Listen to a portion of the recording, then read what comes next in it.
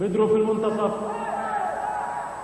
عرضية إلى عبد الرحمن العصفور، إلى عبد العزيز الخطران اللي يحاول يمر في الكرة هذه ويمرر كرة جميلة وساقطة عبد الله الشيحان، عبد الله الشيحان والمرمى الخالي.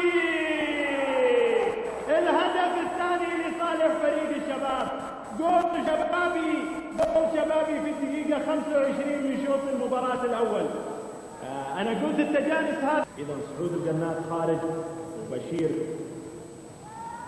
قهوي، العديد من اللعيبة الصاعدين. تتهيأ للشيحان أمام المرمى وتسديدة في المرمى هدف شبابي رائع رائع رائع.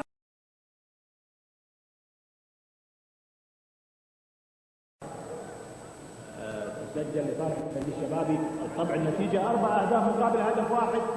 إذا فارق كبير على الفريق الوحداوي. عبد الله الشيحان شهية مفتوحة للمرمى، وهدف اروع.